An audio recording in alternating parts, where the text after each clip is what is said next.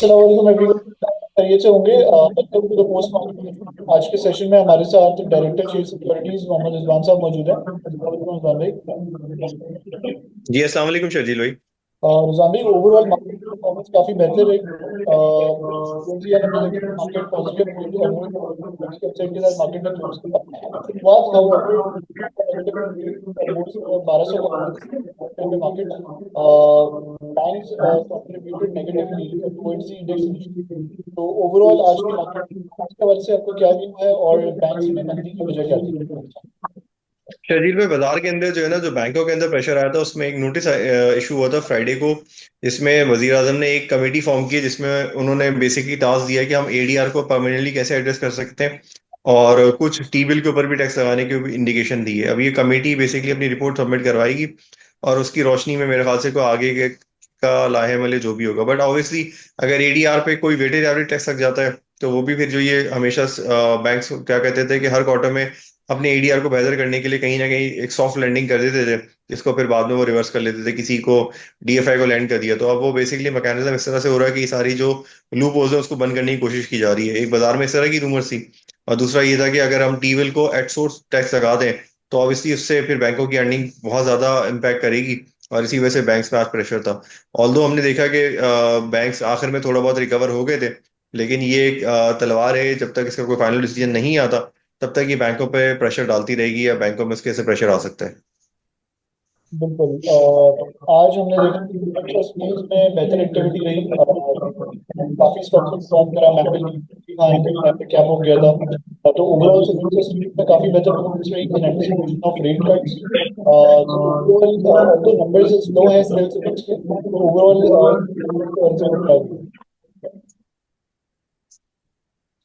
शायद भाई देखिए, बाजार में ना सीमेंट के नंबर्स जो है ना, काफी ऐसे से सीमेंट सेक्टर लैग कर रहा था पिछले दिनों। हमने ऑयल के अंदर और बाकी स्टॉक्स में बैंक्स में प्रेशर तेजी देखी, जो सीमेंट में उस तरह की हमने तेजी देखी नहीं थी।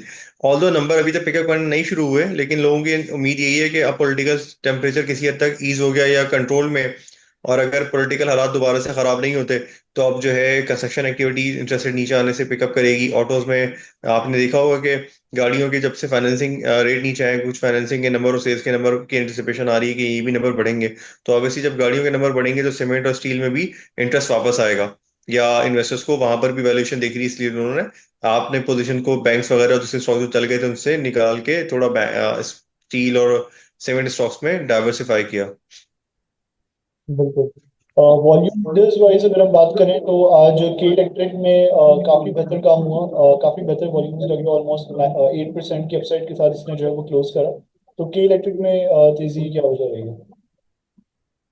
शजील भाई, मेरे ख्याल से जो पेंडिंग जो एक टैरिफ इसके दो सेगमेंट के बाकी हैं, उसी के ऊपर कोई डेवलपमेंट लग रहा था बाजार से, जो लग रहा था कि वो आने वाला या से इस वीक में आ जाएगी। काफी ऐसे से वो पेंडिंग है, और गवर्नमेंट उसको सीरियसली सोच रही है, क्योंकि उसकी वजह से जो बाहर की बहुत सारी एफडीआई है वो लिंक है। क्योंकि अगर ये ट्रांजेक्शन होती है तो सऊदीज भी इससे एग्जिट लेंगे। शंघाई भी काफी अच्छे से वेट कर रहा है, और मुसलसल अपने इंटरेस्ट शो कर रहा था। तो अगर वो ट्रांजेक्शन किसी हद तक सेटल हो जाएगी, तो इन्वेस्टर का कॉन्फिडेंस आएगा कि भाई आने वाले दिनों में डिस्कोज में या पीआईए में कोई बाहर की पार्टिसिपेशन भी आ सकती है। तो इसी को देखते हुए जो है आज जो, और एक तो ये रीजन है, और दूसरा रीजन ये है कि गवर्नमेंट इसीलिए इसको फोकस करके जल्दी करना चाह रही है। और मुझे लगता है कि अगर ये टैरिफ की एकदम अप्रूवल आ गई, तो के इलेक्ट्रिक और लाइमलाइट में आ सकता है, और भी मेरे ख्याल से यहाँ से उसकी परफॉर्मेंस बढ़ सकती है, क्योंकि उस वक्त पे बेहतर पता चलेगा कि इसकी फाइनल जो अर्निंग्स है वो क्या आ रही है। बिल्कुल। अच्छा, ओवरऑल एक सेक्टर जो कि हम देख रहे थे कि इस पूरी तेजी में बात कर रहा है, परफॉर्म नहीं करा। उसमें हमने जो है वो पिछले एक हफ्ते में इंटरेस्ट आता हुआ देखा है, वो टेक्सटाइल सेक्टर है। स्टॉक्स लाइक गुलामत, निशात चुनिया, निशात मिल्स, इनमें परफॉर्मेंस काफी फिनोमिनल रही है। निशात मिल्स ऑलमोस्ट पिछले 3 सेशंस में अपर कैप हुआ है। तो ऑल्दो टेक्सटाइल के नंबर्स, ये एक्सपोर्ट्स के फिगर्स उस तरीके से इतने इंप्रेसिव नहीं आ रहे हैं, बट परफॉर्मेंस जो है वो अब इनमें नजर आना शुरू हुई है। तो ओवरऑल टेक्सटाइल सेक्टर के वजह से आपको क्या व्यू है? शजील भाई, टेक्सटाइल सेक्टर के हवाले से मेरा ये व्यू है कि निशात मिल के अंदर जो है ना, उसकी जो बहुत सारी होल्डिंग कंपनीज हैं, या कंपनीज जो अगर डीजी खान में परफॉर्मेंस आ रही है, या उनकी और जो कंपनीज है निशात पावर वगैरह, उनमें परफॉर्मेंस आ रही है, तो वो निशात मिल में रिफ्लेक्ट नहीं हुई, तो मेरे ख्याल से डिस्काउंट बहुत बढ़ रहा था, तो हमने देखा कि एक अच्छा रन पाया। इसी तरह से एक होल्डिंग कंपनी जो एंग्रो है, खैर उसमें तो फिर एक उन्होंने एक टावर बेस वाली एक्विजिशन के हवाले से भी तेजी हुई थी, पर उससे पहले जो है आई गेस होल्डको का ही डिस्काउंट था, इसकी वजह से स्टॉक चलता चला गया। तो ये होल्डिंग कंपनी ज्यादातर, क्योंकि निशात मिल अपने कोर बिजनेस में अभी भी बहुत ज्यादा पैसे नहीं कमा रहा, बट होल्डिंग डिस्काउंट शायद बहुत वाइडन हो गया था, इस वजह से हमने देखा कि इसमें एक्टिविटी हुई, और ये 2-3 दिन से कंजेक्यूटिवली ताले लग रहे हैं। बिल्कुल। लास्ट से सेशन, ओवरऑल मार्केट के हवाले से आपका क्या व्यू है इन कमिंग वीक, और आपकी टॉप? देखिए शजील, मार्केट का जो मोमेंटम है ना, वो लिक्विडिटी ड्राइव कर रही है। आई गेस मार्केट एक अच्छे लेवल्स तक तो आ चुकी है, बट हमने देखा कि बगैर किसी करेक्शन के मार्केट, नॉर्मली कोई सेक्टर वाइज करेक्शन होती है पर ब्रॉडर करेक्शन नहीं होती। आज भी हमने 1000 पॉइंट नीचे आते हुए देखा, और फिर बाजार जो है दूसरे स्टॉक्स में रिकवर हो गई। बैंक्स में 100% रिकवरी नहीं आई, बट बैंक भी पार्शली रिकवर हो गए थे। तो हमें मुझे लग रहा है कि बाजार के अंदर ना मेन ड्राइवर है लिक्विडिटी। तो जब तक म्यूचुअल फंड में रेट कट की वजह से लिक्विडिटी आती रहेगी, म्यूचुअल फंड वाले बाहर रहेंगे।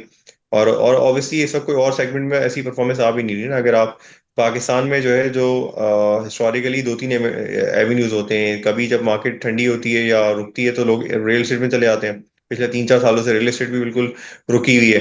तो अगर रियल एस्टेट में इंटरेस्ट नहीं है तो फिर लोगों के पास एवेन्यू बड़े सेलेक्टेड है, और डॉलर भी अल्हम्दुलिल्लाह अभी तक जो है एक लेवल पर सस्टेन कर रहा है। तो अगर डॉलर भी मूव नहीं कर रहा तो लोग उसको भी एज ए पहले पिछले 2-3 सालों में लोगों ने, क्योंकि वो मुसलसल ऊपर ही जा रहा था, तो उसकी वजह से लोगों ने उसको भी एक अच्छा एसेट क्लास कंसिडर कर लिया था। अब वहां पर थोड़ी सी सख्ती की वजह से, और चैनलाइज होने की वजह से वो एक कारोबार भी रुका है, तो लोगों ने वहां उसको छोड़कर, और पिछले दिनों से मूवमेंट भी नहीं हो रही ना। अब अगर आप देखें कि काफी से स्टेट बैंक ने डॉलर को सर्टेन लेवल पर रखा हुआ है, तो इन दो ऐसे क्लासों में पैसे ना बनने की वजह से स्टॉक मार्केट क्योंकि सस्ती है, और इसी तरह से जो अच्छे और यील्डिंग स्टॉक्स में इंटरेस्ट आता ही चला जा रहा है। बिल्कुल। Thank you so much Imran भाई for taking out time for this session. Allah हाफिज। वापस